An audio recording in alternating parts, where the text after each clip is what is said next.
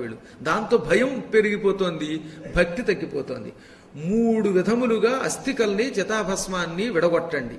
ఇప్పుడు ఈ రోజు నుంచి నేను చెబుతున్నాను, కుండ బద్దలు కొట్టినట్టు శాస్త్రం చెబుతున్నాను. ఇదే అమలు చెయ్యండి. పుణ్యం పాపం రెండూ నాది, మీకేం భయం అక్కర్లేదు. ఎప్పుడు కూడా చితాభస్మాన్ని 3 భాగాలు చేయమన్నాడు, అస్థికల్ని 3 భాగాలు చేయమన్నాడు.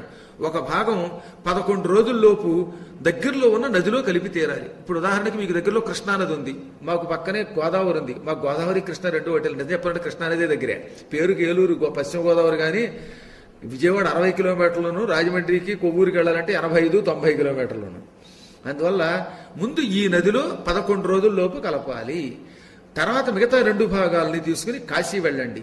ఒక భాగం ప్రయాగలో సంగమంలో కలపండి, ఇంకొక భాగం మణికర్ణికా ఘట్టం మొదలుకొని హరిశ్చంద్ర ఘాట్లో ఉన్న ఎక్కడో చోట గంగానదిలో కలపండి.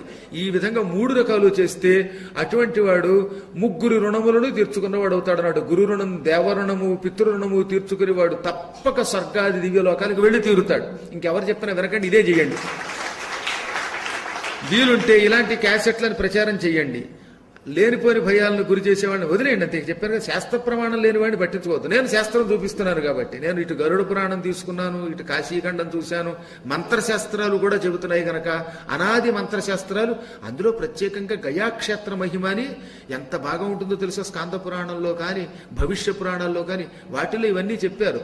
ఇవన్నీ అయ్యాక అప్పుడు గయలో పిండ ప్రదానం చేస్తే ఏడాదిలోపు అటువంటి వాడికి ఇక పునర్జన్మ ఉండదు. ఒకవేళ పొరపాటున ఎవరైనా పిండ ప్రదానం చేయకపోతే ఆ దోషం కూడా పోతుంది.